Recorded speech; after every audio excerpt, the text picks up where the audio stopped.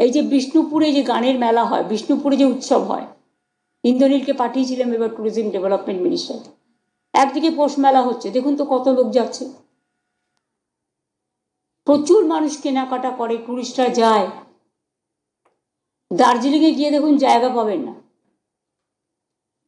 কালিম্পংও তাই, কার্সিয়াংও তাই, মিরিকও তাই, জঙ্গলেও তাই। জঙ্গল, পাহাড়, নদী, এটা নিয়ে কিন্তু বাংলা, সবটাই আমাদের বাংলায় আছে। কাজেই আমি সবাইকে বলবো, শীতকাল, রাস্তায় একটু কুয়াশা থাকে, কুয়াশার সময় নাইট ট্রাভেলটা এড়িয়ে যাওয়া ভালো। অনেক সময় ড্রাইভাররা ঘুমিয়ে পড়ে, অনেক সময় আবার কুয়াশায় রাস্তা দেখা যায় না, ফলে অ্যাক্সিডেন্টের রেটটা বেড়ে যায় এই সময়টায়। আমরা তো সেফ ড্রাইভ সেভ লাইফ করবো, পুলিশেরও যেমন একটা দায়িত্ব আছে, সাধারণ মানুষকেও বলবো, গভীর কুয়াশা থাকলে, যখন থেকে কুয়াশা পড়বে, এবং সকালবেলাও কুয়াশাটা থাকে ভোরবেলা 5টা অবধি, সুতরাং কুয়াশার টাইমটা একটু বেটার। সাবধানে গাড়ি চালানো, যাদের খুব এমার্জেন্সি তাদের তো চালাতেই হবে, কিন্তু সাবধানে, খুব আস্তে আস্তে, স্পিড মেনটেন করে, যাতে কোনো অসুবিধে না হয়, কেউ কোনো বিপদে না পড়ে। কারণ যেই বিপদে পড়ুক না কেন, বিপদটা কিন্তু আমাদের সকলের গায়ে লাগে। আর একটা কথা আমি বলবো, এই শীতকালটায় আগুন পোয়াতে গিয়ে কিন্তু অনেক জায়গায় আগুন লেগে যায়। এটা যে ইচ্ছাকৃত সেটা আমি বলবো না, কিন্তু যারা বিভিন্ন বস্তিতে থাকেন, বিভিন্ন এলাকায় থাকেন,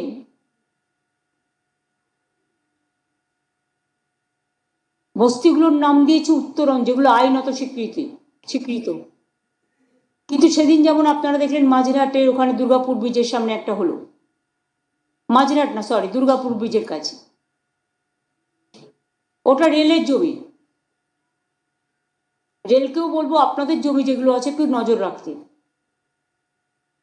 লোক এসে বসছে, আমি তাদের ওঠাতে বলছি না, কিন্তু এটা তো দেখতে হবে, আগুন লেগে গেলে আপনারা জানেন এতে কি ক্ষতি হয়েছে। যাদের ঘর বাড়ি পুড়েছে, প্রবলেম হয়েছে, সেটা নয় গভর্নমেন্ট দেখে দেবে যতটা পারে, টাকা তো লাগবে, সেটার জন্য আমি বলছি না। এর ফলে দুর্গাপুর ব্রিজটার খুব ক্ষতি হয়ে গেছে, কারণ যারা ব্রিজের তলায় থাকছেন, ব্রিজের তলায় যদি আগুনটা লাগে, সেই আগুনটা এতটাই আগুনের তাপ ছিল যে দুর্গাপুর ব্রিজের অনেকটা স্বাস্থ্য ক্ষতিগ্রস্ত হয়েছে। ফলে ওই জায়গাটায় যারা যাতায়াত করতেন স্মুথলি, এখন রেস্ট্রিকশন করতে হচ্ছে আমাদের। তার কারণ ওটা সারাতে হবে, এবং সারাতে গেলে অনেক টাকারও প্রয়োজন। এই সবে মাঝেরহাট ব্রিজ আপনারা দেখলেন কিভাবে ভেঙে গেছিল, সেই মাঝেরহাট ব্রিজকে নতুন করে সারিয়ে তোলা হলো।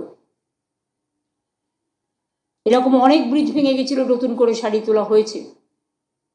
ব্রিজেরও একটা হেলথ আছে, এটা ভাববেন না যে ব্রিজের হেলথ নেই, তাদের স্বাস্থ্যও আছে।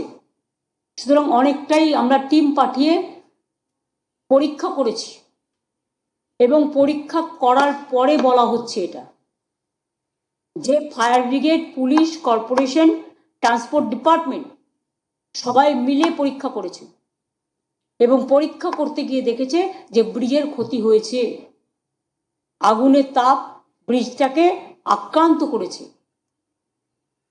সুতরাং মানুষের ক্ষতিতেও আমরা যেমন ব্যথিত হই, একটা ব্রিজ যদি কোনো রকম নষ্ট হয়ে যায়, সাধারণ মানুষ, লক্ষ লক্ষ মানুষের অসুবিধা হয়।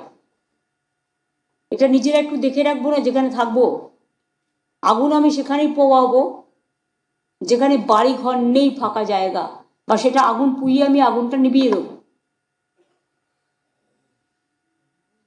এগুলো সতর্কতা অবলম্বন করার জন্য বলা হচ্ছে। ব্যাস এইটুকুই আমার বলা ছিল।